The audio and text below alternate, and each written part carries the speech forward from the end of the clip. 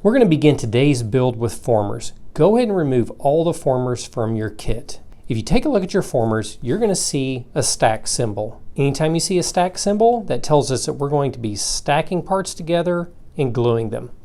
If you look at the other markings, we'll see that we've got two groups, an F2 and an F2. See on my second part here, I've got an F2 and an F2. The only difference is where the underline is. This underline tells us the order that we stack parts together in. First position means it's on top, so our parts will go together like that. Our test fit looks good. I'm checking to make sure that I've got a crop mark lined up here and here.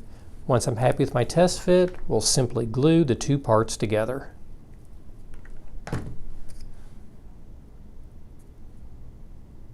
Crop marks are lined up here and lined up here. Once I'm happy with my fit, I'll set that off to the side and we'll take a look at our next stack. We see here that we've got an F3A and an F3B. The underline tells us this one's on top and this one's underneath.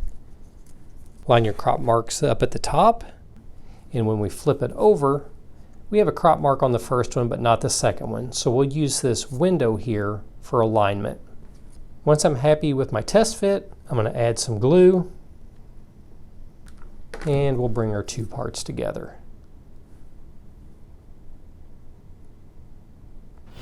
Next, we're going to do the two parts labeled F4A and F4B. Now you'll notice that there's some extra markings on these parts. You'll see here when gluing the two parts together, we've got a symbol right here that says do not apply glue. We're going to make sure that the glue does not go between the dotted lines. Also, when gluing parts together that have a hole that are cut for the pushrod housing, we want to keep the glue away from those holes as well. You'll also notice that we've got this cut symbol. We're not going to go over that now. That'll be covered later in the video. I want to make sure that I've got my order correct. I see here that the F4A is in the top position. And I'm going to flip it over. I'm going to apply glue, keeping it away from the hole and from between the dotted lines. And once I get my glue added, I'm going to bring the two parts together. Again, checking to make sure they're lined here at the top and centered up here at the bottom. All right, we'll set that one off to the side and we'll do our final former. As we look at our final former, we're going to see that we've got three sets of markings. Since we have three sets of markings, that means our stack is going to consist of three layers. It's going to consist of an XM, which is going to be our wooden XM mount. We're going to see F1A and F1B. So let's get the correct order. Looks like F1A is there in the middle, and the XM mount will go here on the outside. Now you'll notice that the XM mount is considerably smaller than the F1A former. Anytime you run into that, you just simply want to center the part inside the next part. Now that we've got our order established, let's go ahead and glue them together.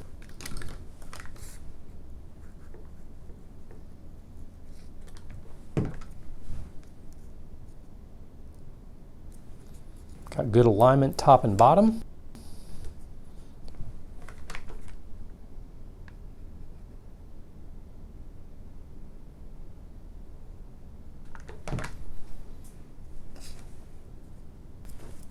You can see that I've got my XM mount centered. Before moving on, we're going to add a little bit of tape. I want to make sure this wooden plate does not go anywhere. To tape the XM mount in place, I've got two pieces of tape about 6 inches long. I'm simply going to lay it across the face and wrap it around the back.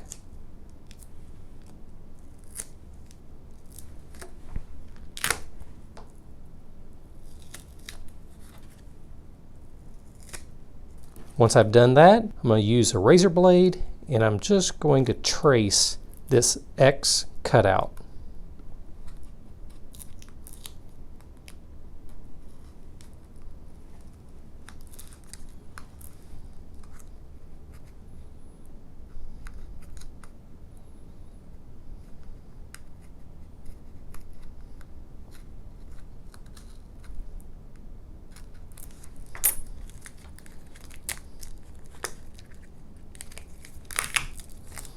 Once I've got that removed, I'm going to flip it over and I'm going to trace the large rectangle cutout.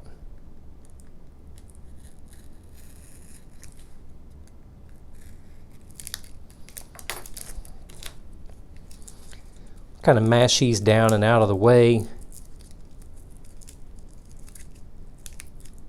And that'll be good enough.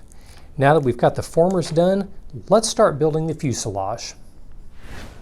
To build our tail section, you're going to need the vertical stabilizer, the F4A, F4B former, the horizontal stabilizer, and your actual tail section. Let's begin by taking a look at the cymbal mapping.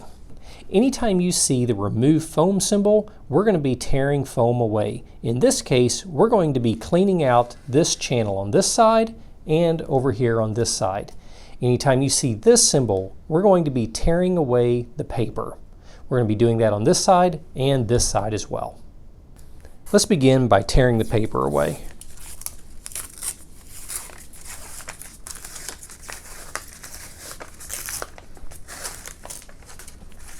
I'm also going to tear away the paper here in the center. And I'm going to knock out our two pill shapes here. And while I'm at it, I'll go ahead and knock out this little wishbone shaped piece.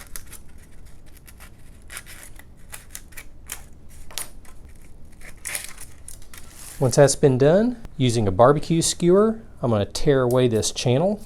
I'm using the blunt side of my barbecue skewer. It really works well for digging out these channels.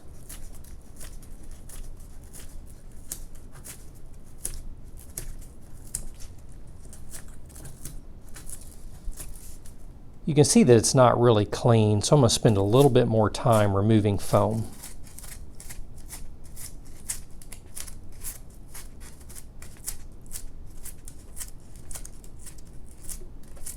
So over here on the other side, using the back side of my razor blade, I'm going to run it down each of the scores.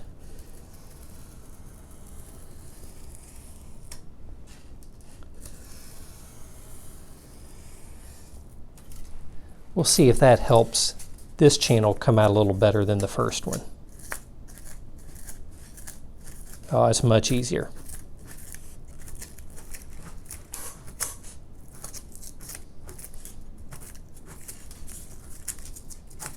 Now that we've got the channels removed, let's mark the zones and begin adding shape to our skin.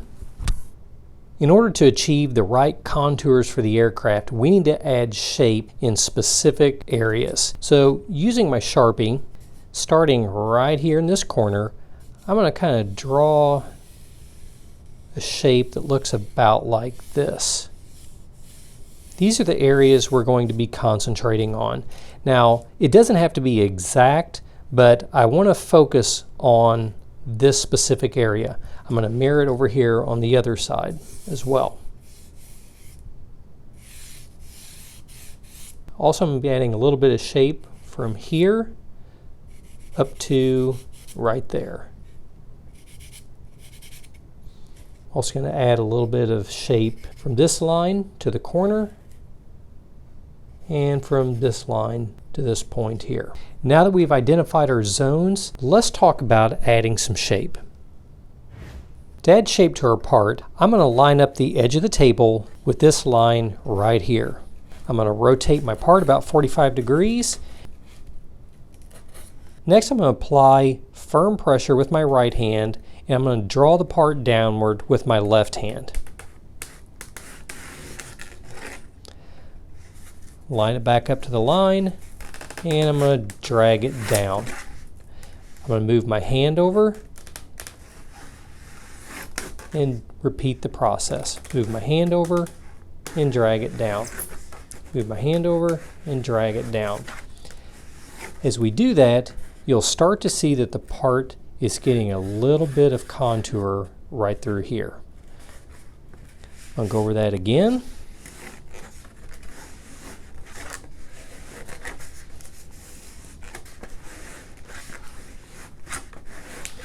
I'm going to flip it over to make sure that I'm adding my shape in the correct area. Looks like I need to go back just a little bit more.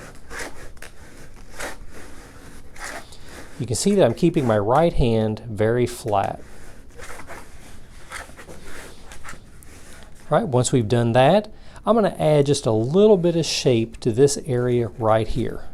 I'm going to hold both my hands flat and drag it over. I'm not applying very much pressure. We just want to add just a little bit of shape. All right, once we've done that, using my fingertips, I'm going to make a little bit of a break right here on this point. Next, I'm going to flip it around and do the same thing on the other side. I'll start by lining up the edge of the table to my line, rotate my part 45 degrees, and apply pressure and draw down.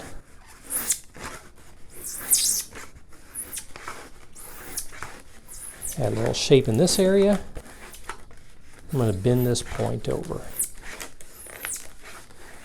All right, now that we've got some shape added, I'm going to lay my part with the foam facing upwards, and I'm gently going to bend it right down the middle. As I do this, I want to make sure that I'm not crinkling anything in this area here. So you can see that I've got my hands really flat, and we're just gently going to bend that over.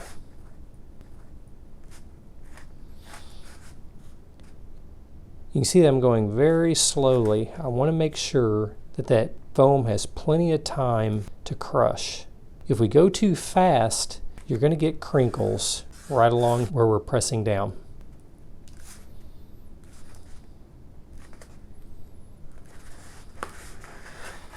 When I rotate my part, you can see that I've got a very defined crease right along the top.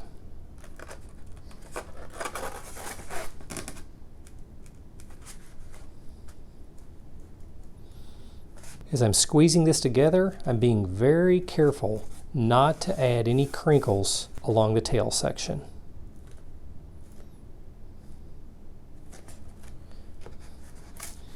Okay, our shape looks good.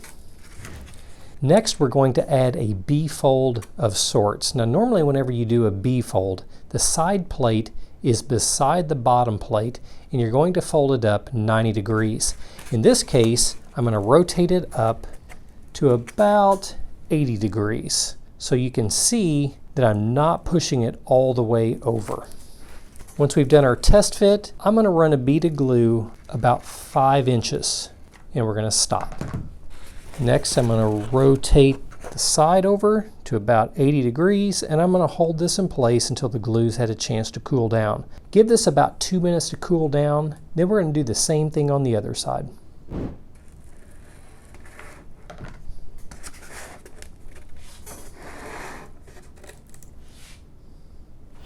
One more area that I want to add shape to is right here.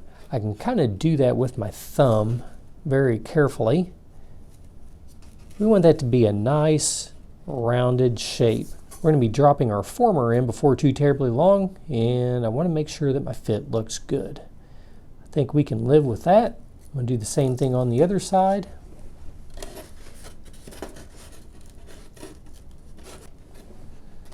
All right, once that's been done, let's bring our 2 edges together for a test fit. To bring my 2 edges together, I'm simply going to apply pressure on either side, and I'm going to check to make sure that my seam looks good from one end to the other. You can see up here it looks really good, and as I get down here you can see that there's a little bit of a gap. To get rid of that gap, I'm going to cut a very small bevel about 6 to 7 inches up, and I'll do the same thing on the other side.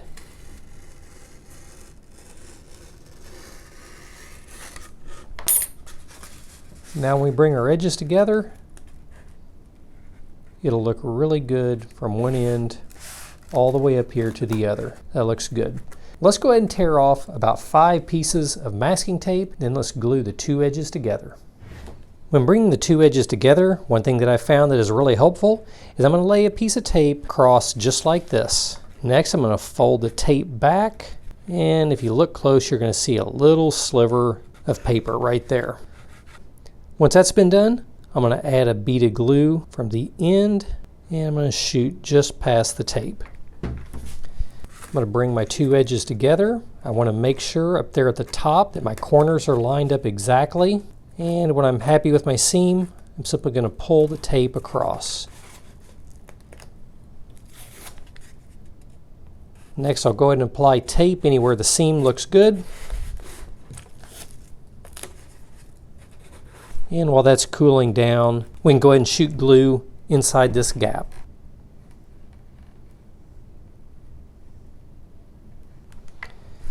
If you get some excess glue, you can always wipe it away using some scrap.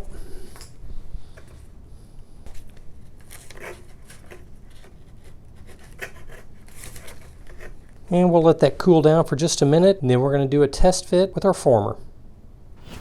Now that the seam's been glued, we're going to drop the former in. We want to make sure that that F4B former makes contact with the bottom. We're going to line the crop mark of the former up with the seam, and I'm going to gently squeeze the two edges together. I want to make sure when squeezing the edges together that I'm squeezing right in line with the former. If you're too far forward or too far backward, you're going to get a crease. When looking at it from the top, you want to make sure where the two formers come together is lined up right here.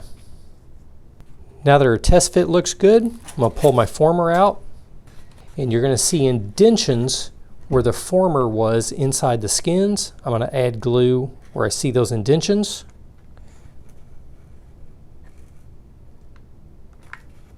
And once I get my glue added, I'm going to drop my former back into place.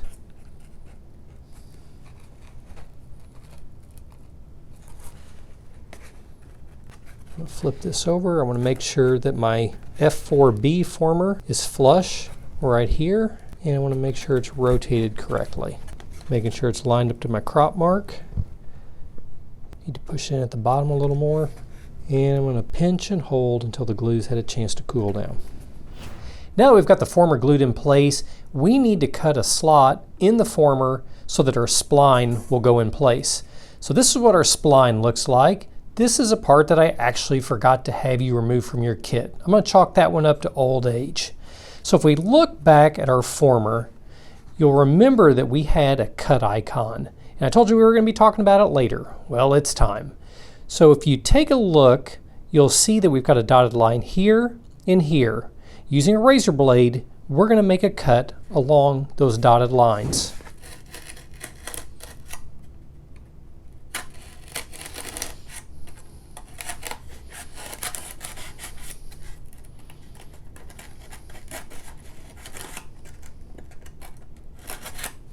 Once we've got our channel opened up, we're going to do a test fit with our spline.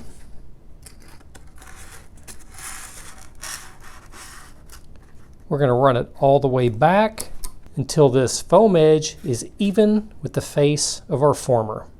You'll also notice that I've pushed it all the way down, and the top of our spline is flush with the top of our former. Now we've got our test fit, we're going to pull it out and add some glue and then reinsert. I'm only going to be applying glue to the bottom of the spline. The top half will not need any glue.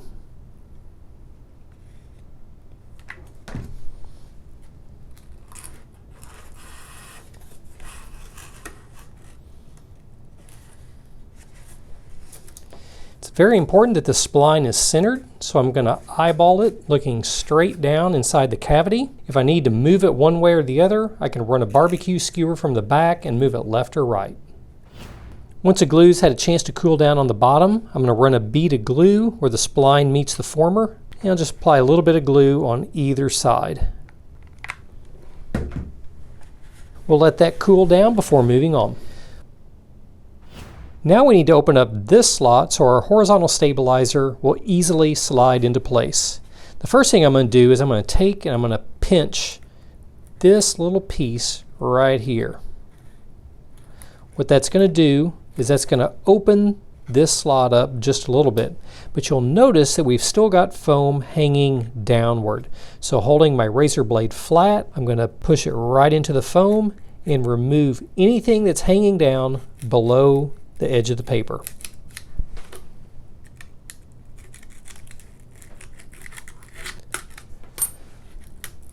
Once that foam's been removed, we have plenty of room to insert our horizontal stabilizer.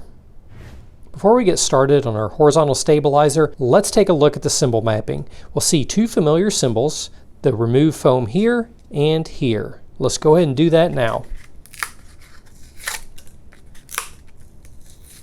If you look here, we're going to see two new cymbals, one here and one here. This is our bevel start and bevel stop cymbal. Anytime you see these two cymbals, you are going to be adding a bevel between the two cymbals. First, I'm going to run the backside of my razor blade down the score. Next, I'm going to open up the elevator.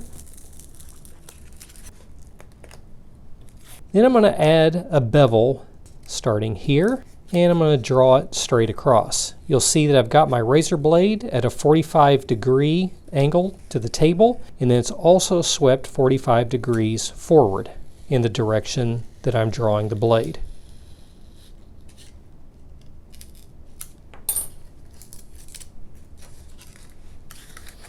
And that'll give us a nice bevel there on the elevator. Next thing I want to do is I want to run a bead of glue right along the hinge line. Next, I want to quickly remove any excess glue using a piece of scrap.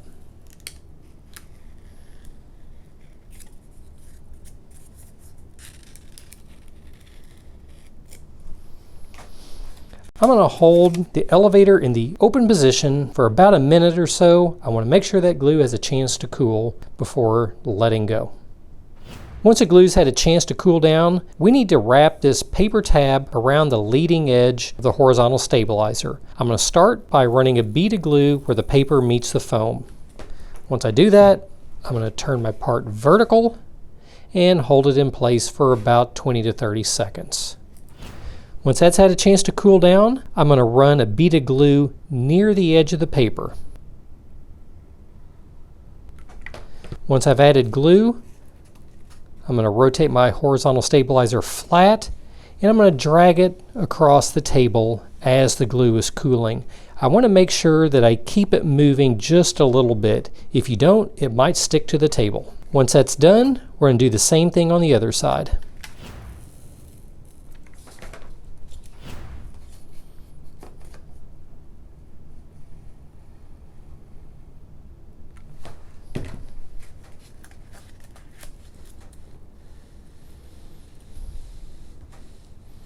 Now that we've got our tabs folded along the leading edge, let's turn our attention to the vertical stabilizer. Before we get started on the vertical stabilizer, let's take a look at our cymbal mapping. We see here that we have the remove foam cymbal off of the part. There wasn't anywhere to fit it, so I put it off to the side with an arrow indicating where we need to remove foam. Using a razor blade, let's go ahead and pull out our part and remove that foam.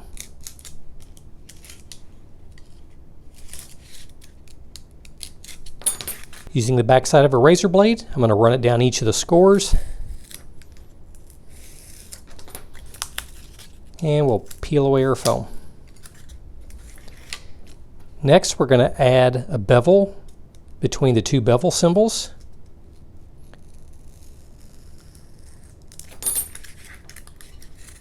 And once we've done that, we're going to add a barbecue skewer.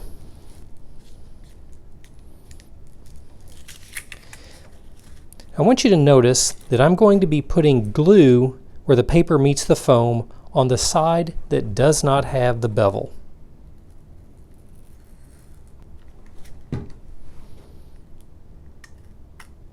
Once I add my glue, I'm going to reinsert my barbecue skewer and I'm going to hold it in place while the glue cools down. Once the glue's cooled down, we're going to cut the barbecue skewer right here flush with the bottom of the rudder. Next, we're going to open up the rudder. We're going to run a bead of glue where the bevel meets the barbecue skewer, and using a piece of scrap, we're going to wipe away all the excess. Just like we did on the elevator, I'm going to leave the rudder in the open position while the glue has a chance to cool down. Once the glue's had a chance to cool, let's do a test fit with our horizontal stabilizer. Simply going to slide it in place and I'm going to flip it upside down, and you should still be able to see the reference marks. I want to make sure that it's centered left and right. I want to make sure it's clocked correctly, make sure it's not skewed off to one side or the other. And I'm going to add a very, very small bead of glue where the horizontal stabilizer meets the tail section. The reason I'm not using much glue is once we get the main wing installed, we may need to twist the horizontal stabilizer one way or the other. It might be necessary to cut the bead of glue we're putting on right now. Once a horizontal stabilizer has been glued in place, I want to cut a very small notch right at the top, and then we'll also be cutting one at the bottom. I'm trying to create a channel so that a barbecue skewer will lay in without any interference.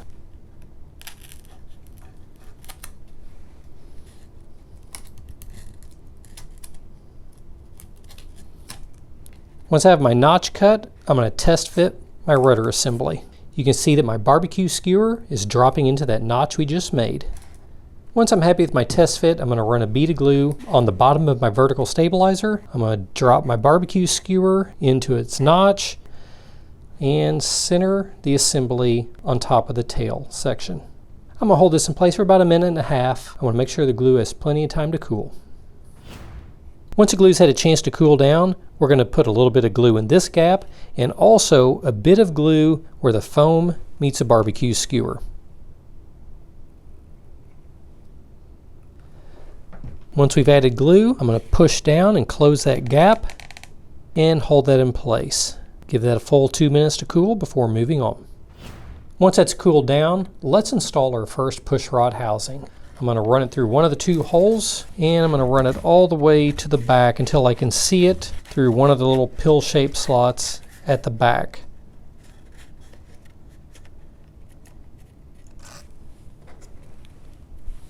Using a piece of push rod, I'm going to catch the opening. Once I catch the opening with a piece of push rod, I'm going to feed the push rod housing through. And I'm going to pull the push rod housing all the way through until there's only 1/4 inch of push rod housing sticking out from the former. That looks good. Now I'm going to cut the excess push rod housing here in the back. Using a razor blade, I'm going to create a little bit of a score. And I'm making sure that the push rod housing is coming out of that pill-shaped slot about 1/4 inch. Once you put a score on there, you can just snap it right off. Once you've cut it to length, you can add a little bit of glue right here. Let that cool down before rolling your assembly over. If you don't, your glue may run. Once glue's had a chance to cool, repeat the process on the other side.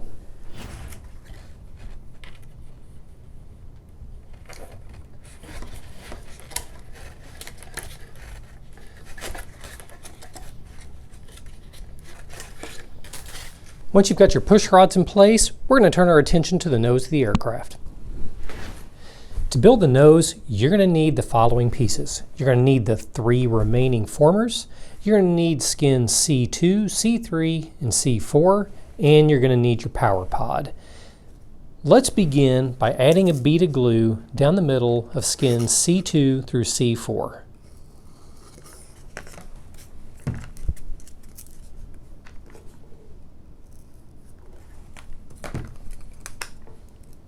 Our cymbal mapping on the skins tells us to remove the paper. Let's go ahead and do that now.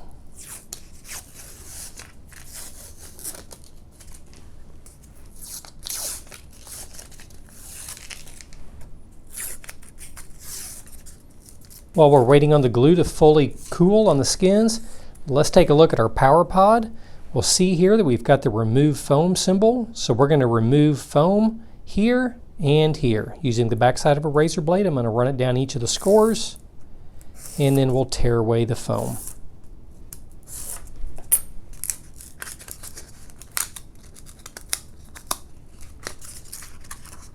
Once we've got the foam torn away, let's do an A-fold on each of the wings.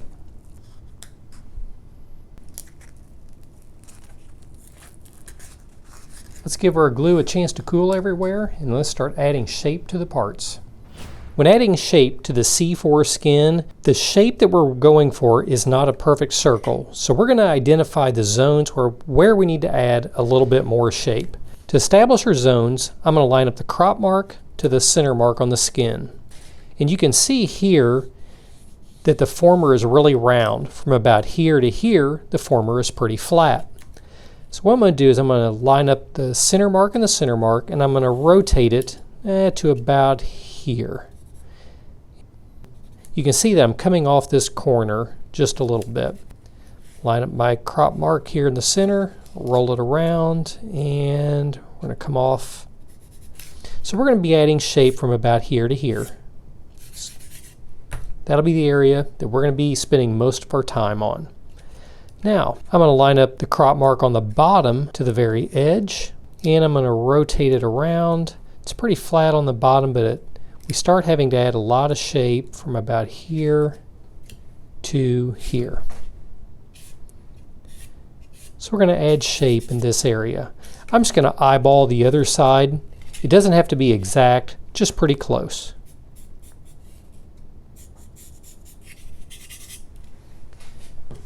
All right, now that we've established our zones, let's add some shape. I'm going to begin by adding shape here in the middle. So like I did before, I'm going to line up my line to the edge of the table and draw it off while applying pressure with my other hand. Now I'm going to add some shape here.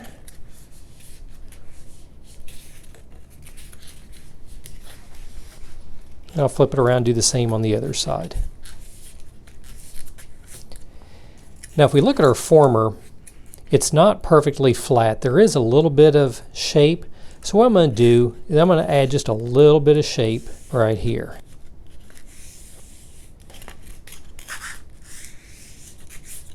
All right, once I'm happy with that, I'm going to bring my two edges together.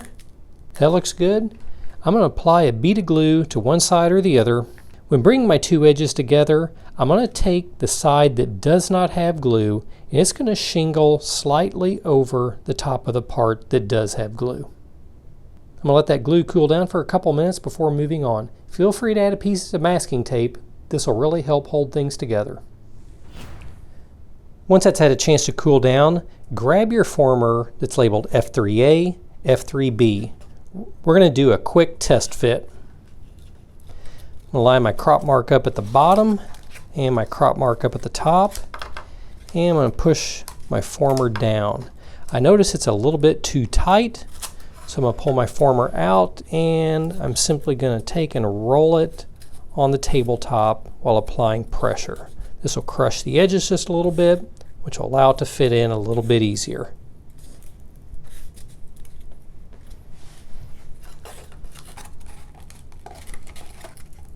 That's a lot better fit. Now when doing my test fit, I want to make sure I'm flush here. I want to make sure I'm flush here and here. If you look right here, the former will be slightly below the edge of the skin. I'm going to pull that out and apply a bead of glue all the way around.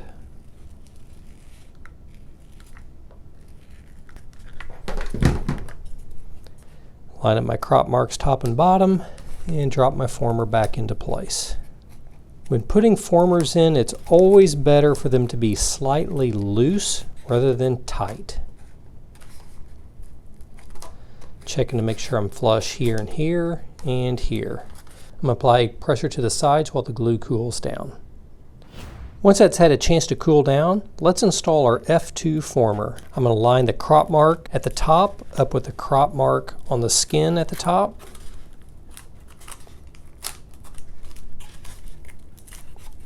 When dropping my former in place, I want to make sure that one layer of foam is sticking out evenly all the way around. You can see how my former got crushed. That's okay. Once we install our power pod, that'll open back up. When installing the formers, it's very important that the rectangular knockouts are lined up exactly. You want to make sure that you don't have one clocked one way or the other. It needs to be a straight shot. Once you're happy with the test fit, we're going to pull the former out, run a bead of glue along the inside of the skin, and reinsert.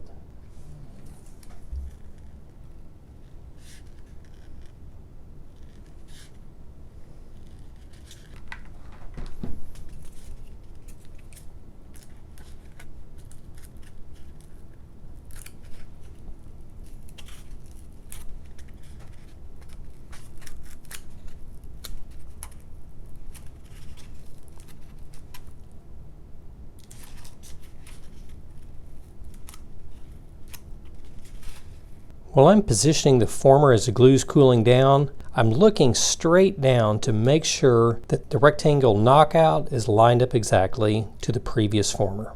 Give the glue a full 2 minutes to cool before moving on to the next step. Once the glue's had a chance to cool down, let's install our power pod. Now you'll notice on our power pod that one edge is square and the other side is a little wonky. We actually want to run this edge that's angled in first. When installing the power pod, make sure that the bottom of the power pod is near the seam on the bottom of the fuselage. And we're going to push it all the way in until this reference line is even with the edge of the former with the knockout. Once we've got that in position, let's run a bead of glue between the former and the power pod. And let's flip it around and we're going to add a bead of glue on the other end as well. Also run a bead of glue here at the bottom and we'll do that back here as well. Go ahead and let that cool all the way down before moving on. Once the glue's had a chance to cool down, let's install our XM former. You'll notice that there's a recessed area in the foam. Our power pod is going to drop right in that recessed area. It's very important that it's oriented correctly. You'll see XM on the bottom of the former. You'll need to make sure that that XM is near the bottom of the power pod. Once we're happy with the test fit, I'm going to pull that out. I'm going to apply a bead of glue right along the inside, just like that. And we're going to reinstall our former. Now you'll notice when you're looking at this from the side that it's really uneven. That's what we want. It's very important that we have the correct thrust angle. Hold that in place for a full 2 minutes while the glue cools down. Then we're going to add a little bit more glue and then continue adding skins. I'm going to add more glue where the power pod meets the former here in the back. We're going to let that cool down, then we're going to add our next skin. Once the glue's had a chance to cool down, I'm going to go ahead and roll this former on my tabletop to crush it down.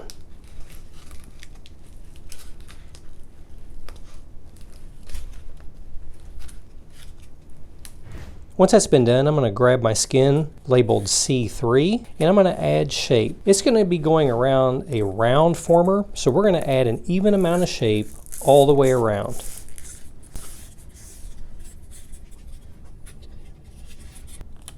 Once we've added shape, I'm going to line the crop mark up here at the top.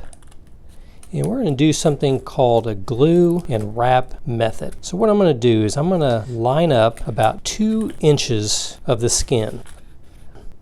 Next I'm going to apply a bead of glue about 1.5 inches long. Line up my crop marks again, and I'm going to glue these skins edge to edge over the former. The skin that I'm adding will slightly shingle over the skin that we're gluing to. I'm going to hold that in place for a full 2 minutes. I want to make sure the glue has plenty of time to cool before working my way around.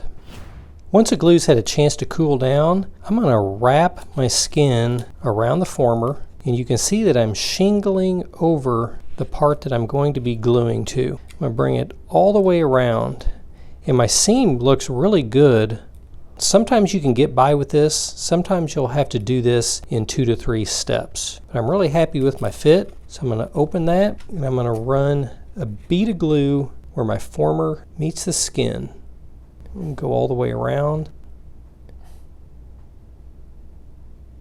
I'm also going to add a bead of glue right here.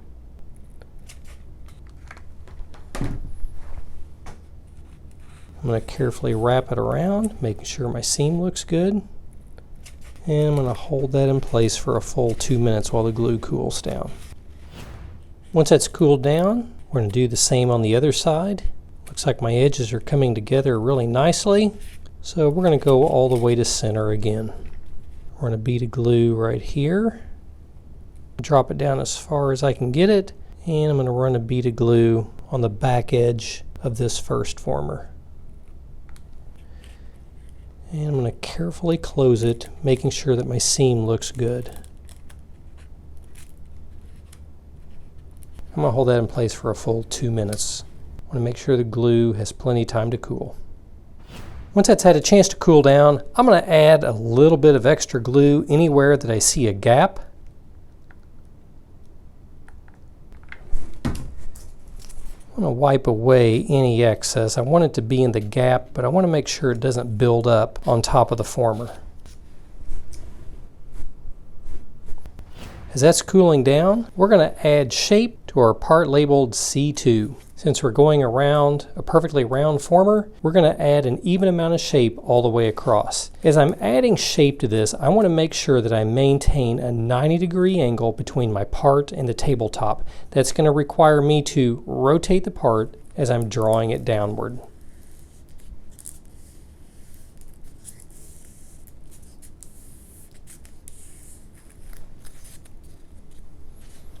All right.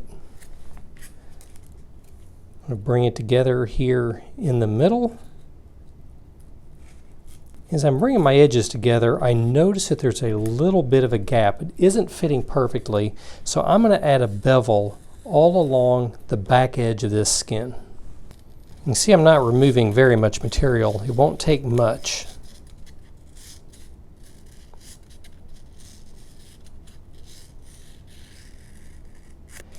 Before we add our skin, you'll notice that our former is really sticking out on this side, and that's what we want. This has got the correct thrust angle, but I want to mash the foam down anywhere it's sticking out excessively. What I'm going to do is I'm going to hold this at an angle, and I'm going to roll it on the edge of the table. I want to make sure that I'm not rolling into this skin and creating a dent.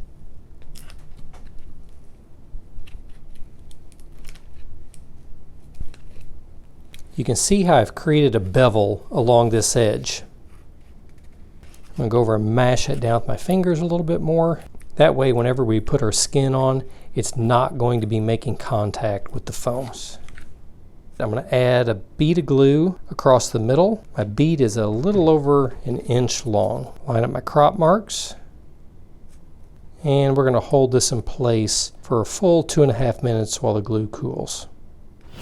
Once the glue's cooled down, we're going to work our way around. I'm going to wrap this skin, and I'm going to check to see how far around I can wrap it where the seam still looks good. Looks like it's sticking up just a little bit. Need to mash this foam down using a razor blade and holding it flat. I'm going to mash that foam down inside there. Normally I'll cut this foam away, but I don't want to cut my tape unless I absolutely have to. So I'm just going to take and mash it down. Hopefully our fit will be a little better. Yeah, there we go. That worked. All right, it looks like I'm going to be able to glue from about here to here.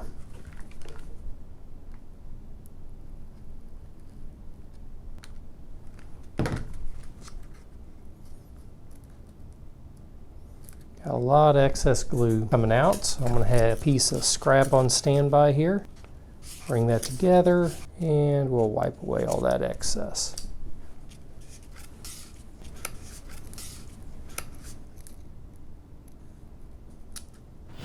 Once it's cooled down, I'm going to continue to work my way around. Looks like I'll be able to get all the way down there to the bottom this time around.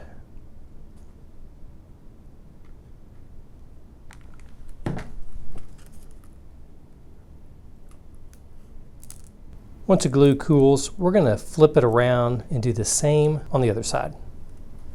Once you get the skin glued all the way around, I'm going to run a piece of tape across the bottom, and I'm going to flip it upside down and shove the nozzle of the glue gun into the crack and add a bead of glue from the inside.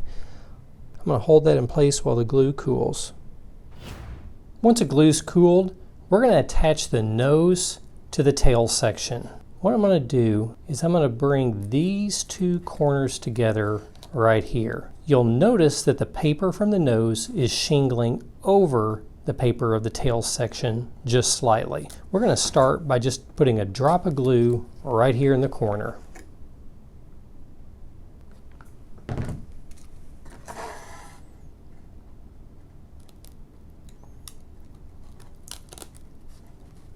We'll hold that in place for 2 minutes while the glue cools, then we're going to flip it over and do the same on the other side.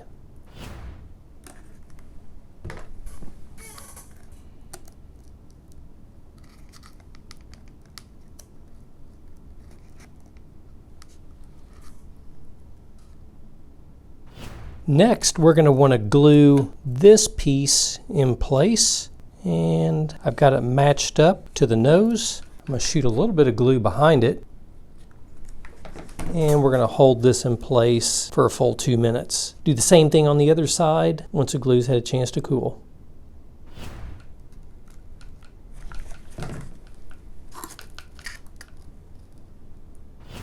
Once that's had a chance to cool, we're going to take and we're going to press this straight in. I'm going to flip it around, and if you look inside, it drops into that notch there on the former. So our fit looks good, so I'm going to push it back out. We're going to drop a bead of glue inside that notch,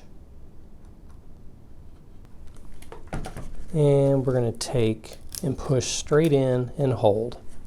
Keep that in place for a full 2 minutes while the glue cools. Once you're done, do the same on the other side.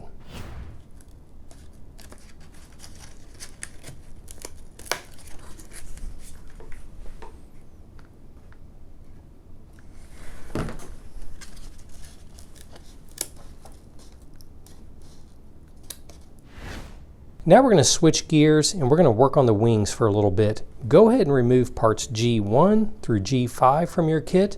You'll need your 2 wings, 4 foam spars, and your wooden spar. Let's begin by taking a look at parts G1 through G5. So if we take a look at our cymbal mapping on parts G1 through G5, you're going to see that we have 1, 2, 3, 4, 5 sets of markings. This tells us that this is going to be 5 layers thick.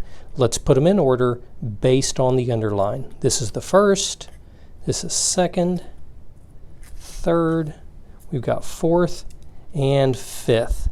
So if we look at part number 4, we see that we need to make sure and not put any glue between the dotted lines. Same with part G5. We also have an area where we don't want to glue. Once we get everything glued together, then we're going to follow the cut symbol and remove some material on both of those parts.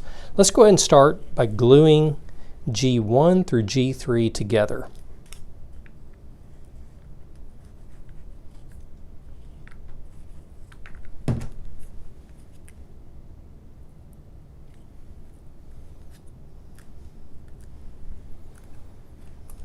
All right, now that we've got parts G1 through G3 glued together, we're going to apply glue to G4. Again, let's make sure that we do not apply glue between the dotted lines. Once we get this glued together, we're going to cut right on the dotted line and remove this part and this part.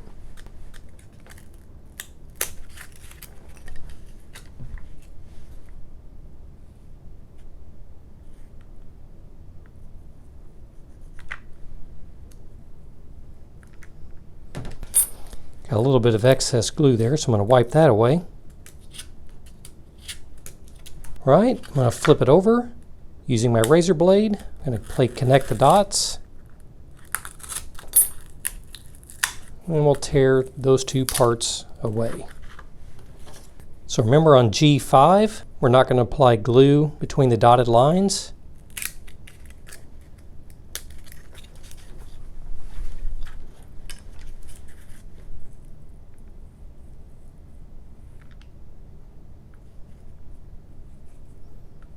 Cut these 2 parts away.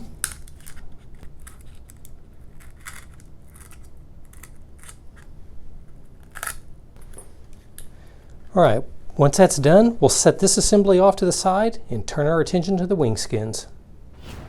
For the wings, let's begin by running a bead of glue down this hinge line. Make sure you're doing it down this diagonal hinge line. You don't want to accidentally glue the seam right here in the middle. We're going to let that cool for just a minute, then we're going to go over the cymbal mapping. If we take a look at the cymbal mapping on our wing, we see right here that we're going to be tearing the paper away. I don't see that symbol anywhere else, so that'll be the only place where we're removing paper. If we look here, we have the bevel start, the bevel stop, and there's also a few other places on the wing where we're seeing the bevel symbols. So let's go ahead and start by removing the paper.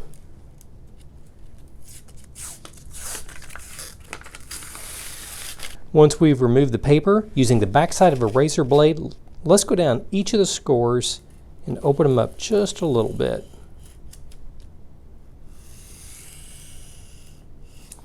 Once we've done that, let's break it open and let's begin adding bevels.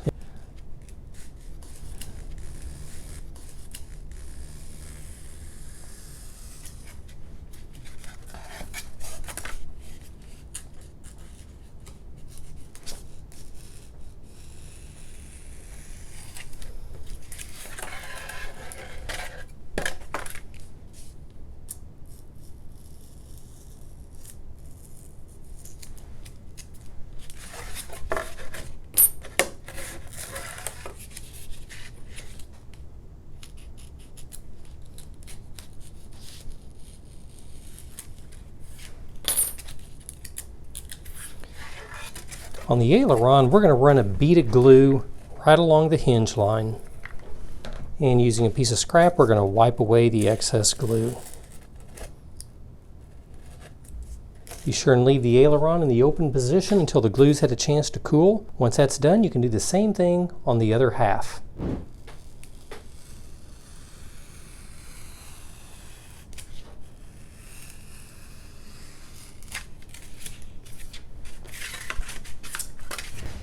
Now that we've got both wings prepped, let's go ahead and add some shape to the upper wing skin. I've got the edge of my table lined up with the hinge of the aileron. What I'm going to do is I'm going to take and I'm going to draw my wing skin over the edge of the table to create an airfoil shape.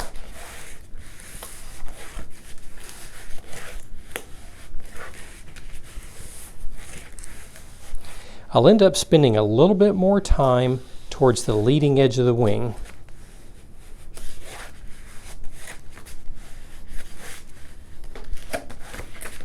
You can see that I've got an exaggerated airfoil shape. That's what we want. It's always better to have a little bit too much airfoil than not enough. I'm happy with this. Let's do the same thing on the other side.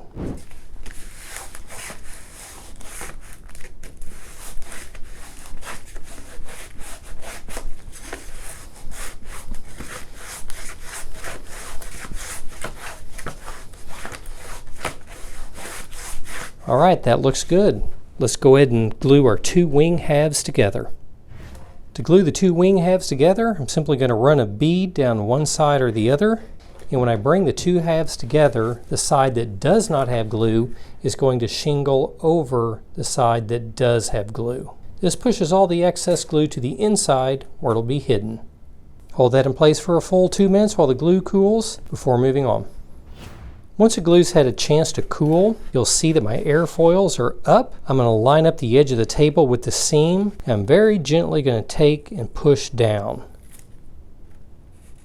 I want to create a little bit of dihedral. All right, once that's been done, I'm going to flip my assembly upside down, and we're going to be gluing our wooden spar to the lower wing skin. By my finger, you're going to see a little crop mark that's shaped like a letter T. We're going to be applying glue between that letter T and this crop mark right here. We're not going to go all the way to the center. Start by lining it up, and then we're going to add a little bit of glue. When applying glue, I'm simply going to move my spar back about 1/16 of an inch towards a trailing edge, and I'm going to apply a bead of glue right along the spar. And I'll move it up until it lines up with the crop marks, and we're going to hold this in place until the glue cools. Once that's had a chance to cool down, I'm going to lift up the wing skin on the side where we glued the wooden spar down, and I'm going to take the block that we made and I'm going to slide it up underneath. Next, I'm going to line up the wooden spar to the crop mark here. You can see the little letter T-shaped crop mark in this crop mark here. I'm going to pull it towards a trailing edge, about 1/16 of an inch, and we're going to run a bead of glue across the front. Once we get our glue on, I'm going to let it slide forward just a little bit till it makes contact with the crop marks. This will set our dihedral angle. And we're going to hold this in place for a full 2 minutes while the glue cools. Once that's had a chance to cool down, we're going to drop our block in place. And what I want to do is I want to line up these corners with these very small crop marks here at the back. Now I notice that I'm not quite lining up. The whole block needs to move forward just slightly. It's making contact with the wooden spar. So what I'm going to do is I'm going to take and I'm going to cut away a little bit of material And this will give me the clearance that's needed so that we can line up the block with the crop marks. There we go, that's perfect. I'm going to flip the assembly around. And whenever I glue it in place, I want to make sure this crop mark right in the center lines up exactly to the seam located between the two wing halves. Once I'm happy with my fit, I'm going to run a bead of glue down either side, and I'm going to drop my block in place. I want to make sure it's lined up with my crop marks here in the rear. That looks good, and my center crop mark looks good as well. Once that's done, I'm going to run a bead of glue down either side, and we'll let the glue cool. Then we're going to add our foam spars. To add our foam spars, we're simply going to run them right down the edge of this wooden spar.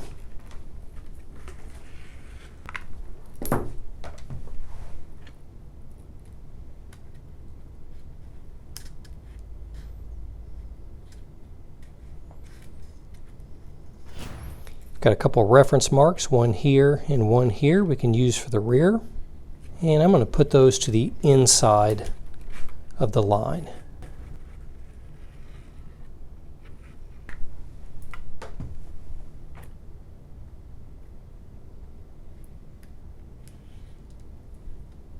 Flip it around, do the same on the other side.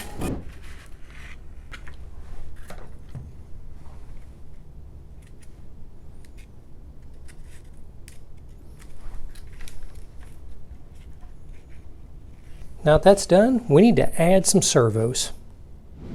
Now we're going to install our servos. You'll see here in my hand that I've got a single arm and a four-way. The four-way is quite a bit heavier duty than the single arm. So for this build, I'm going to cut 3 of the 4 arms off the four-way using a pair of snips. You can see that I've done that here. Go ahead and install 2 of the arms. Make them so they're facing out from one another. The other 2 servos, you do not want to put your arms on yet. We're going to take our first servo with the arm facing downward, and we're going to drop it straight into this opening. Now if we drop it straight in, this arm is going to make contact and keep it from going flush. So I'm going to rotate it backwards 90 degrees. I'm going to drop my servo in. You'll see that my lower wing skin and servo are flat on the tabletop. I'm going to run a bead of glue where the lower wing skin meets a servo. Give this a couple minutes to cool down. Then we're going to do the same thing on the other side.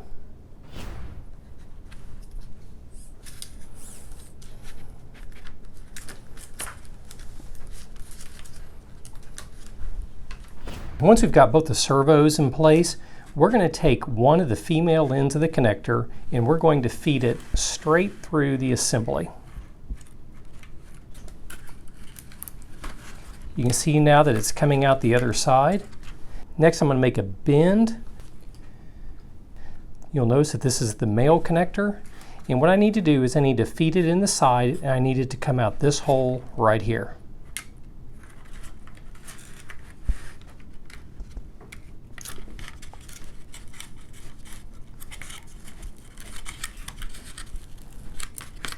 Once we've got our Y connector run, go ahead and connect your wires. Make sure that your wires are lined correctly. You'll see that I've got the yellow at the top and the yellow at the top. We'll connect that, and then we'll do the same on the other side.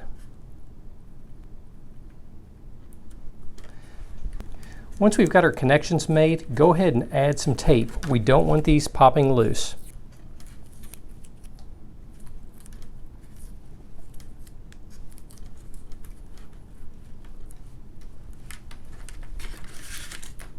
Let's go ahead and install our servos for the rudder and the elevator. Now that we've got our aileron servos run, let's go ahead and run the servos for our rudder and our elevator. What we need to do is we need to run the wire from here, and they need to come out where this Y extension has come out. This is a little bit tricky. You'll probably want to take a piece of push rod, bend the end so that you can catch it and pull it through.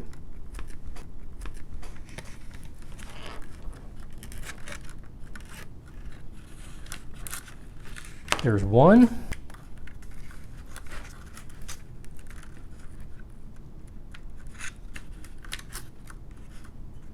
And there's the other. I'm going to drop the two servos in. Notice that there's a gap between them. You want that gap as wide as possible. You can see that I've got the gears pointed toward the leading edge of the wing. Once I'm happy with my test fit, I'll drop a bead of glue here, and I'll shoot a little bit down the side, and I'll hold my servo in place while the glue cools. After the glue cools, do the same thing on the other side.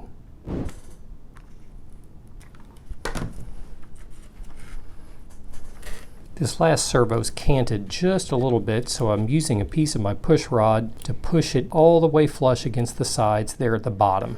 We'll let the glue cool down, then we're going to fold the upper wing skins back. I'm going to go ahead and fold my upper wing skin back. I want to make sure that I don't have any contact between my box and the edge of the wing.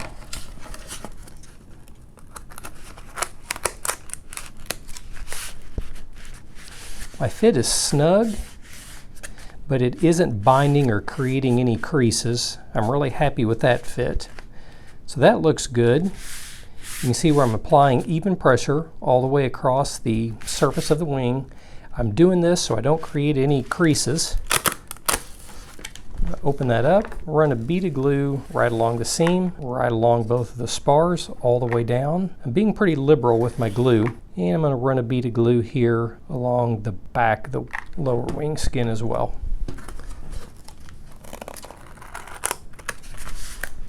I'm going to hold the upper wing skin in place for a full 2.5 minutes while the glue cools. Then we're going to run a bead of glue where the upper wing skin meets the center box. Let's go ahead and run a bead of glue right along the edge here. This will help really strengthen the wing. Once that cools down, we're going to glue the other upper wing skin in place. Now let's do the same thing on the other side.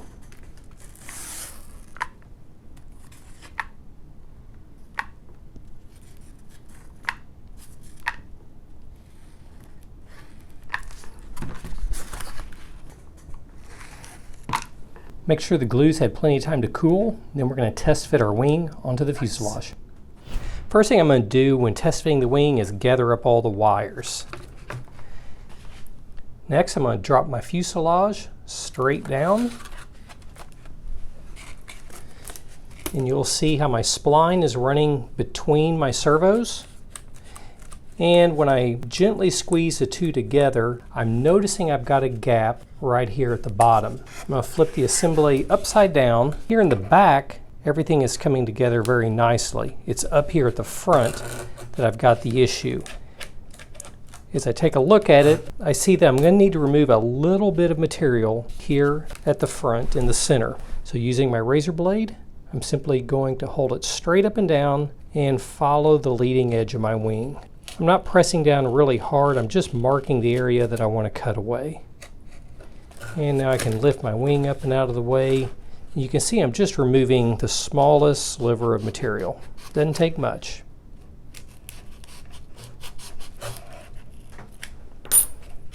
Looks like I'm not only removing material from the skin, I'm also removing a little bit of material from the former as well.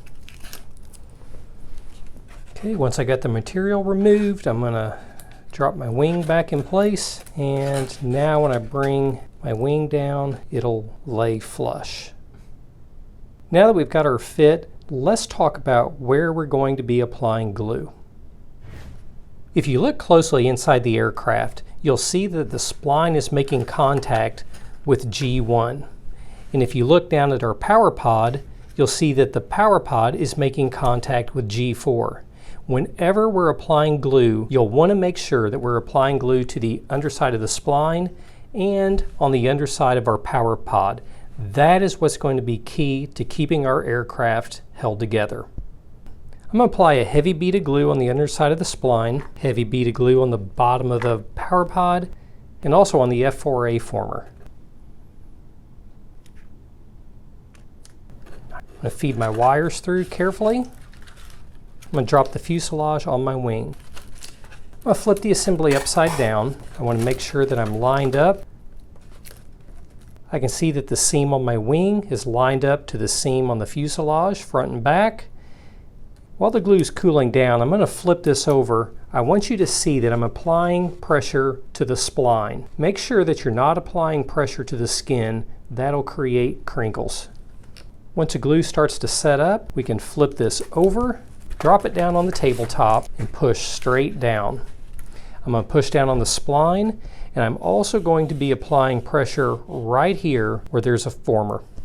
Give that a full 2 minutes to cool down. Then we're going to add a little bit of additional glue in a couple places.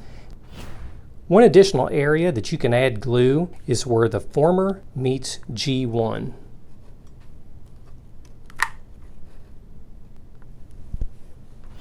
Once the glue's had a chance to cool down, let's run a bead down either side of the wing where the upper wing skin meets the fuselage.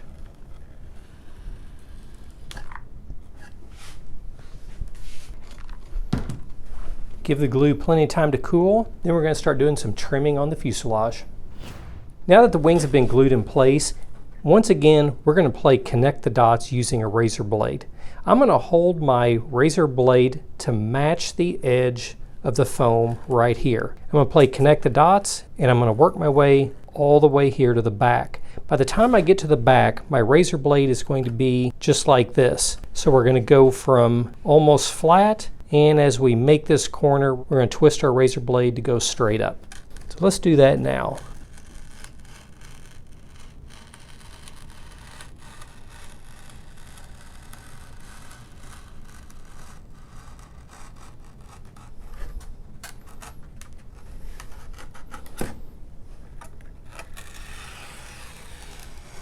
And let's do the same thing on the other side.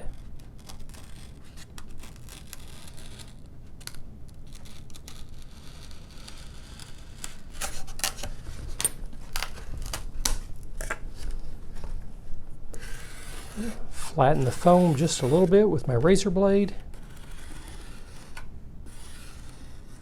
Now that we've got that cut away, let's go ahead and add the push rods for our rudder and our elevator.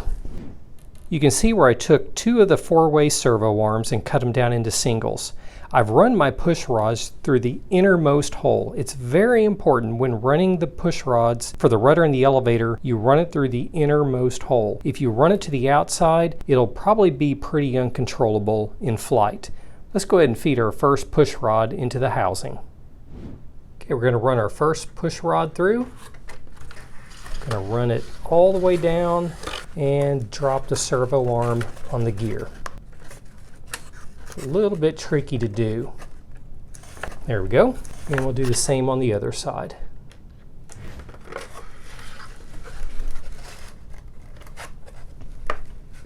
Next, I'm going to go ahead and screw the arms in place. You can see that I've got my screwdriver. There are a couple magnets supplied. I just dropped one of my magnets near the end. I want to make sure that screw doesn't get lost.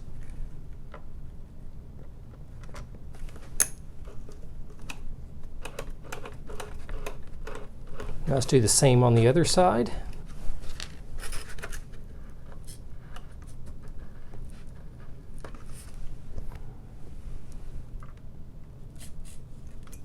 Now that we've got our push rods installed, go ahead and check out the second half of the servo setup video located in this playlist. It's also a good time to go ahead and do the motor install. Check out the motor installation video, also located inside this playlist. Now that we've got our motor and servos installed, go ahead and remove these 2 parts from your kit. We need to close the top of the fuselage. We're going to start with this piece right here. You'll notice that there's a crop mark here and here, and you're also going to see a couple crop marks here on the fuselage skins. We're going to line up those crop marks, and I'm going to gently squeeze the 2 sides together. The way I've got this positioned is this paper layer here on top is going to be just above the edge of the fuselage skins. Okay, so my test fit looks good. I'm going to run a bead of glue below my top paper line. I'm going to do it here. I'm going to flip it over and do the same on the other side.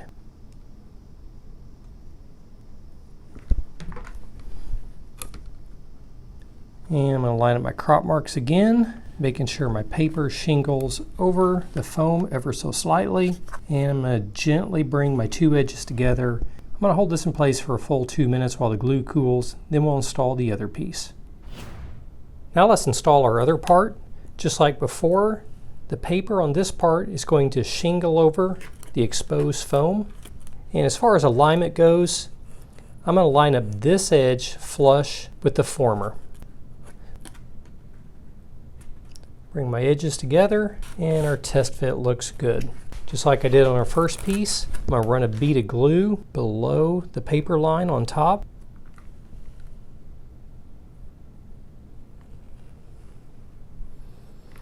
I'm also going to run a bead of glue here on top of the former and here on top of the spline. It'll make contact with part of the spline, but not all of it. I'm push it in to where it's flush, gently bring my edges in, and I'm going to hold that in place for a full 2 minutes while the glue cools. You'll want to go ahead and remove these parts from your kit. Let's begin by removing these cutouts here on the side of our fuselage.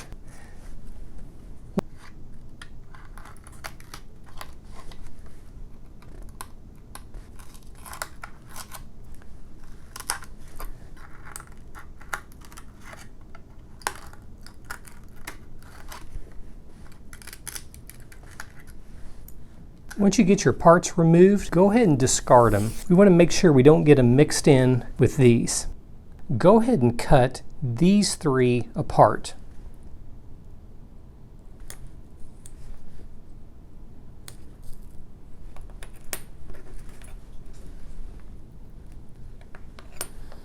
All right, once they're cut apart, we're going to be gluing them in at an angle, just like this.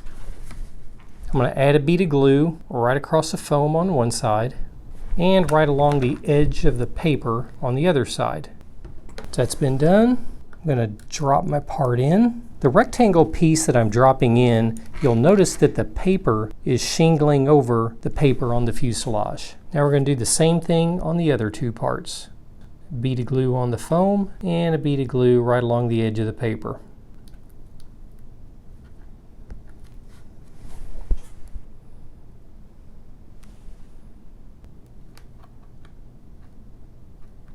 Once that's done, flip it around and do the same thing on the other side.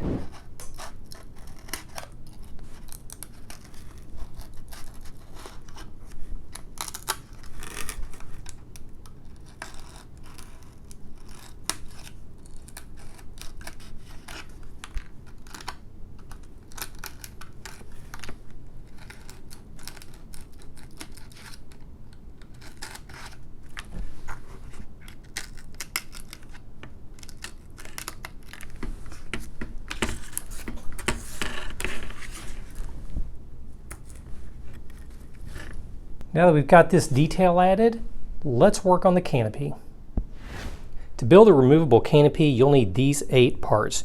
We've got the underside of the canopy, we've got these 3 parts that make up the gun housing, and parts T1 through T4, which make up the actual canopy. Let's begin with our largest part here. Let's take a look at the cymbal mapping and let's get started. You'll see here that I've got a remove paper and a remove paper. We're going to be tearing out foam from this channel and this channel, and we're going to be adding bevels anywhere you see the bevel start and bevel stop symbols. Let's go ahead and do that now. Use the back side of my razor blade and run it down the scores. And we'll tear the foam away. Next, I'm going to cut some bevels.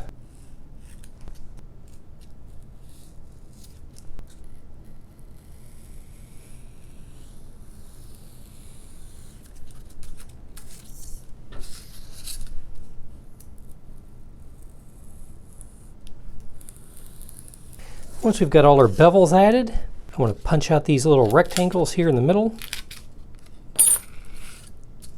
And what we're going to do is we're going to take and we're going to fold this part in half. Just like that. I'll hold it down for a minute, give the foam a chance to break down, and hold it like that for about 30 seconds or so. This will make it a little bit easier to work with. Once that's had a chance to break down, go ahead and feed the tabs into the slot. And if you look over here, we're doing a B-fold of sorts. So the sides are beside the bottom plate. Do the same on the other side. Okay, our test fit looks good. I'm going to put a small bead of glue here And I'm going to put a little bit of glue here on our tab.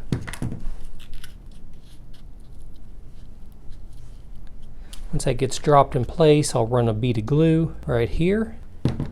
And I can go ahead and do the other side too.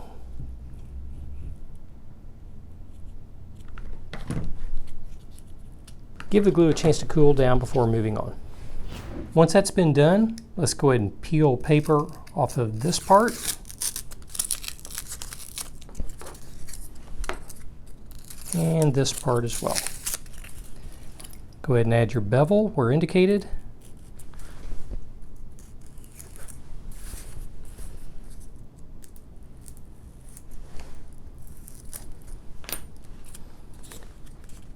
And once that's been done, we're going to fold this over. You can see that my fold is right there where these two angles come together. And what I'm going to do is I'm going to match this up right here. The paper on this part is going to shingle over the paper on this part just slightly. With my fingers, I'm going to roll this, change the shape just a little bit, because ultimately I want this part to be glued all the way around like that. So I'm going to add a little bit of glue right here. And I'm going to run my bead of glue back here. Bring that together. Make sure my edges line up. And I am going to move my part back and forth on the tabletop. I want to make sure that I don't have any glue that drops down and gets it stuck to the tabletop. But you can see my seam here looks really good. We'll let that cool for another minute or so, and then we're going to continue to work our way around. Now that that's had a chance to cool down, I'm going to shoot some glue down there, and I'm going to fold this over and match the two edges up. Give that a full 2.5 minutes to cool. I want to make sure that this doesn't pop loose.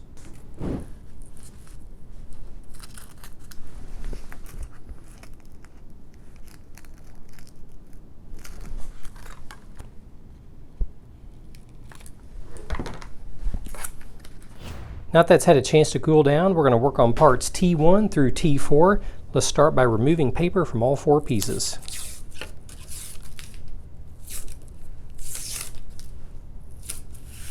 Beginning with part T4, we're going to take it to the edge of the table and we're going to fold it over right in the middle.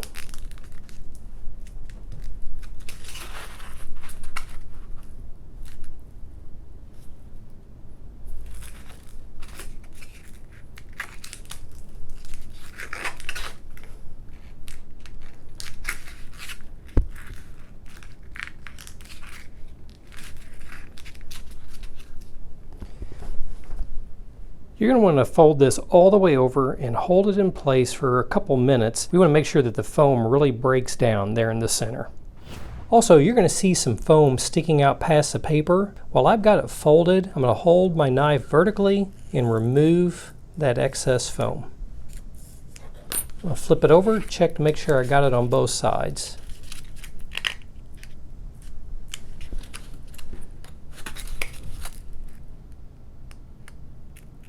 Once that's done, let's go ahead and add some shape to the part labeled T3. For T3, we're only going to add some shape between here and here. It's an area only about 1 inch wide. Just going to add a little bit of shape down the middle. Once that's been done, we're going to bring our 2 edges together. You'll see that the paper on T3 is shingling over the part labeled T4. Making sure that my crop mark in the center is lined up and that my edges are lined up. That looks really good. When gluing canopies together, as a general rule of thumb, I always add glue to the part with a larger number. So I'll be adding glue to the part labeled T4. I'm going to shingle the paper over, line up my crop mark, bring my 2 edges together, and we're going to hold this in place for about 2 minutes. Once that's done, we'll go ahead and close up the other side. Let's go ahead and add glue to the other side. Again, I'm adding glue to the part with the higher number. And bring the 2 edges together. The paper from T3 is shingling over T4. And once that cools down, we're going to repeat the same process with the part labeled T2.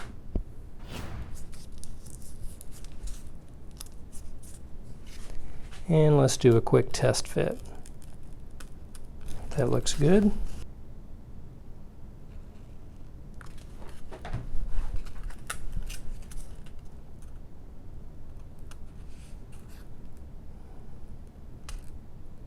Once the glue cools, flip it over and glue the other side.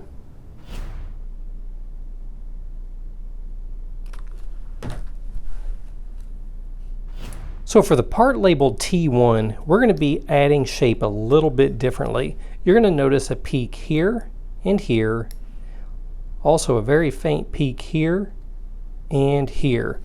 What we're going to do is we're going to line up this peak and this one on the edge of the table, and we're simply going to break the part over. I want that front glass to remain pretty flat. I also want the sides to remain pretty flat.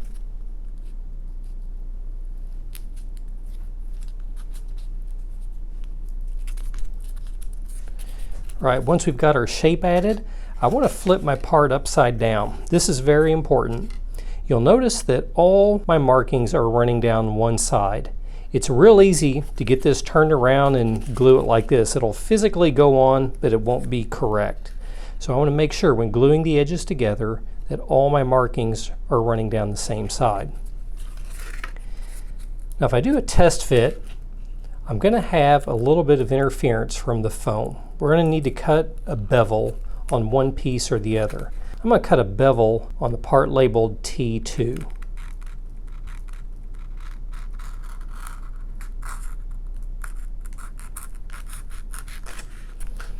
With the material removed, the edges will come together much better. Now I'm going to start by putting a bead of glue right here in the middle. I'm going to get a piece of tape and run it across to help hold everything together. This is done just a little bit differently than the other parts, but this is a piece of cake as well. Just like before, I'm going to run a bead of glue on the part with the higher number. I'm going to check to make sure that my markings are on the same side. And I'm going to bring my crop marks together. T1 is shingling over T2. I'll bring these two edges together and I'm going to run a piece of tape across the seam. I'm going to keep some pressure on the assembly while the glue cools down. I want to make sure the parts stay in place before moving on. Once that's had a chance to cool down, I'm going to bend the sides towards the center, and when I do that, the edges are going to come together. I'm going to add a bead of glue to T2 and bring my two edges together by pinching the edges towards the center. Give that a full 2.5 minutes to cool, and then do the same on the other side.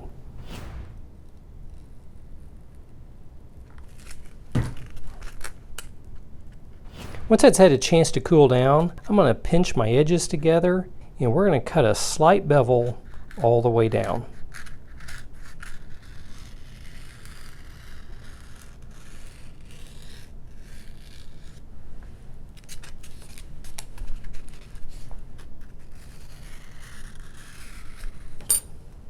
Once we've got our bevel cut, let's go ahead and attach our canopy to the gun housing. The next thing we need to do is we need to match up the canopy to the gun housing. In order to do that, the paper on the canopy is going to shingle over the paper on the gun housing. I'm going to bring my two edges together. I want to make sure that they're even here at the bottom. I want to make sure it's not too high. I also want to make sure it's not too low. It needs to be lined up exactly. I want to make sure that my paper is going to shingle over, so using my finger, I'm going to flare that paper out just a little bit. And I'm going to bring my two edges together just like that. In order to get this to stick, I'm going to take a piece of tape, I'm going to run it just like this, and I'm going to fold it back.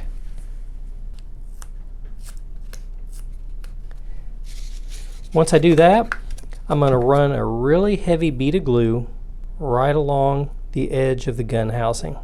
I'm going to bring my two edges together, making sure that it's even at the bottom, and once I'm happy with the fit, I'm going to push that tape across. I'm I'm going to hold this in place for a full 2.5 minutes. I want to make sure this seam is good and strong. Once that's had a chance to cool down, we need to glue the other side. I'm going to squeeze the canopy, and you can see that I'm lined up here at the bottom, but I've got a great big gap up here at the top. So what I'm going to do is I'm going to pinch up here at the top, and I'm going to bring my other edge together. And when I do that, everything fits and lines up nicely. One thing I want to point out is when I squeeze these together and I line up my canopy, these two edges touch. So I'm also going to put a drop of glue right there. That'll help hold everything in place. I'm going to run a real heavy bead of glue on the back of the gun housing edge. I'm also going to put a big heavy bead of glue right here. This will be hidden, so I'm not worried about excessive glue.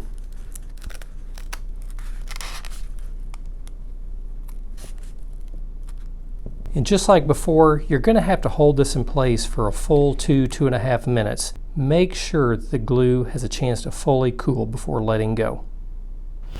Once that's done, we're going to cut our barbecue skewers down to 3 inches.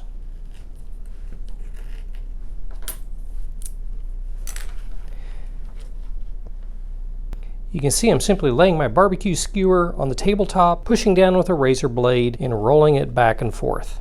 Once I score it, I can easily break it. All right, once that's been done, we're going to slide our barbecue skewer in until only about a 1/2 inch to 5/8 of an inch is sticking out. Once we do that, I'm going to put a heavy bead of glue on the bottom of our barbecue skewer, and we're going to reinsert it. You can see I've got it centered, but it's not super critical. Try to get it straight. You don't want it angled off to one side or the other. Do the same on the other side.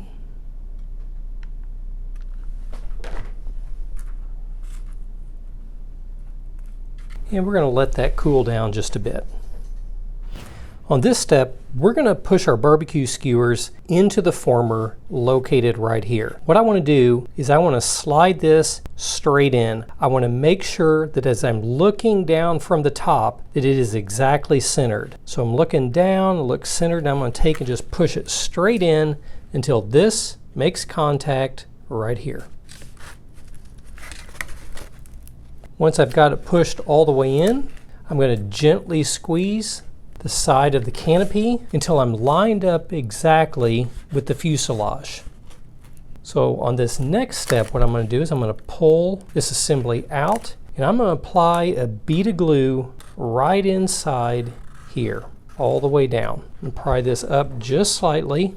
I'm going to apply glue here. I'm just going to do one side at a time. Find my holes, push that in, and I'm going to squeeze my canopy until it is lined up exactly. And I'm watching from here all the way back to the end of the canopy. This is a really important step. In order to get your canopy to fit really good, you really want to take your time and keep an eye on these seams coming together the whole time the glue is cooling down. Once the glue cools down, you can pull it out, and you can do the same thing on the other side.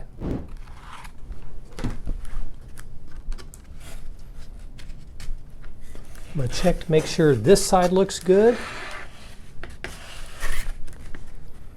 And I'm going to squeeze this side in. I want to make sure my canopy assembly matches up as closely as possible. So I'm constantly looking on both sides to make sure nothing is shifting as the glue's cooling down. As I'm looking at it from the top, I see a little bit of exposed foam.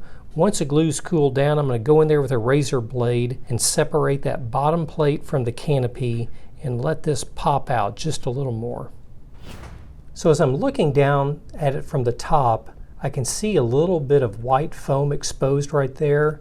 Using my razor blade, I'm going to cut the canopy away from that bottom plate and pry the side out a little bit. That'll get rid of that exposed foam. So right here in this area, the canopy is a little too tight. So I'm going to go in there and open that up with my razor blade.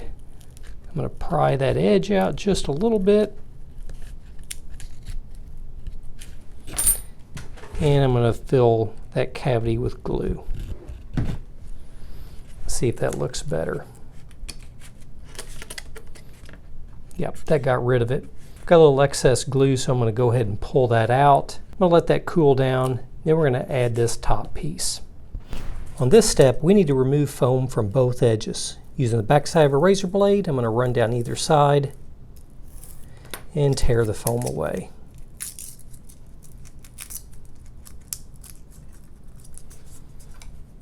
Looks like it's not wanting to come off, so I'm going to cut it this way. Okay, let's do a quick test fit. What I'm going to do is I'm going to drop this in.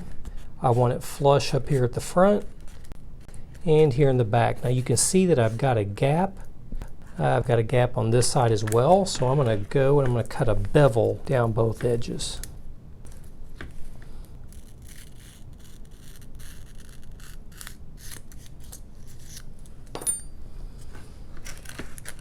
Now when we do our test fit, that looks good there in the front and not too bad in the back. There's a little bit of foam sticking down here in the front. So using my razor blade and holding it flat, I'm going to remove a little bit of material. Once I get that in place, I can push that down right in the middle. Check my fit one more time. Flush right here. I can press that down. I'm going to run a bead of glue down either side.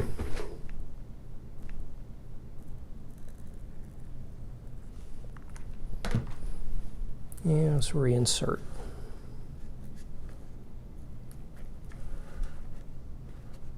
Hold that for about 1.5 minutes or so while the glue cools. Then we're going to add some machine guns. Next, I'm going to cut 2 sections of barbecue skewer 1.5 inches long each.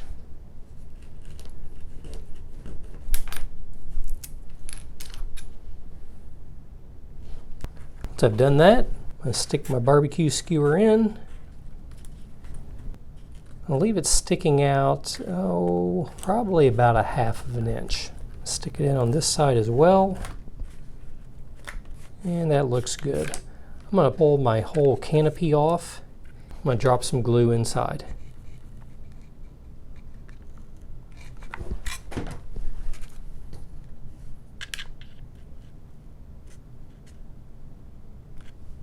If you intend to paint your aircraft, you might want to wait and do this until after you've painted the entire aircraft.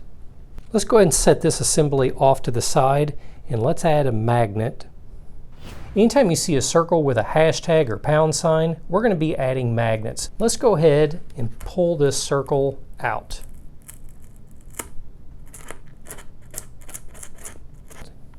Go ahead and add some glue and we're going to drop both magnets in.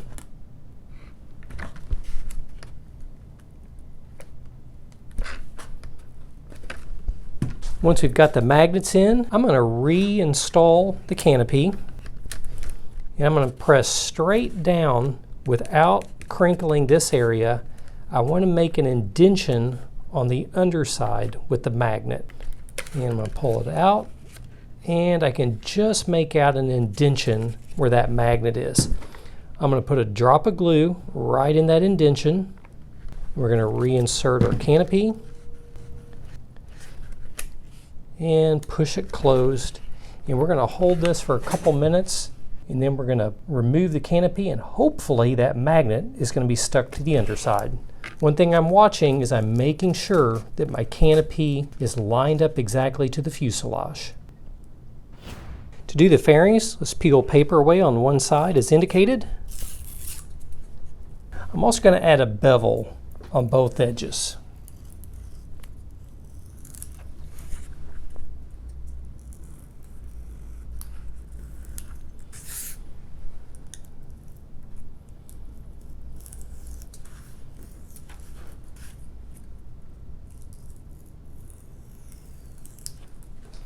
Once I've got my bevels added, I'll lay my fairing right here where the upper wing skin meets the fuselage. And using a razor blade, I'm going to score and create a mark on the fuselage.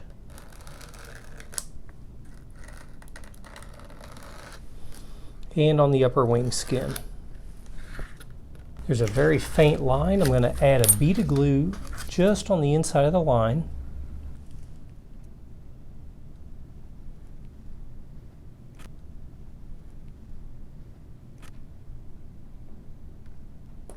Once I get my glue added, drop my fairing in place, push it in snugly, and then repeat the process on the other side. Looks like I got a little bit of a gap up front, so I'm going to remove just a little bit of foam here in the front.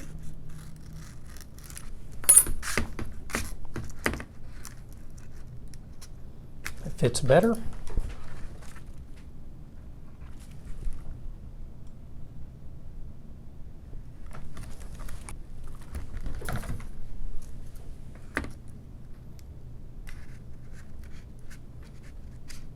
Once that's done, let's go ahead and add the last ring on the nose of the aircraft. Go ahead and remove C1 from your kit. Let's remove paper on the side indicated. Once that's done, we're going to cut a bevel all the way around the outside edge.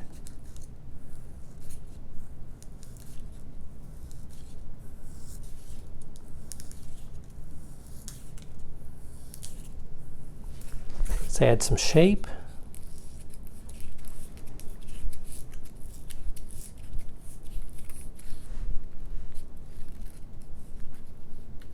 And there's a couple different ways we can put this on. We can put it on in the same way we've done all the other skins, where we just start at one side and work our way around.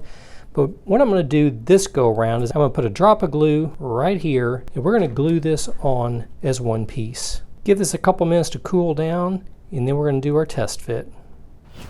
Once the glue's had a chance to cool, I'm going to drop this in place and check my alignment all the way around. My fit looks really good. I'm going to add a bead of glue right along here all the way around.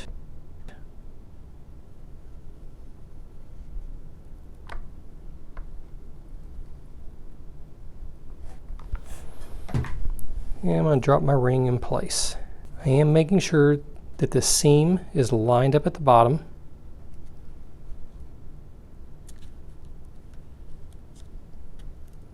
And I'm going to hold this in place while the glue cools. Once this is done, we're going to remove our tape and add the prop.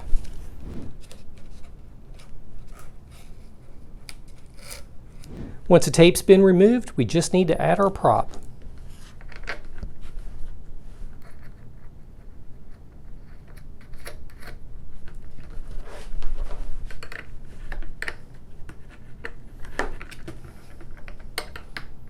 Once our prop's been installed, your aircraft is done. It is time to go fly.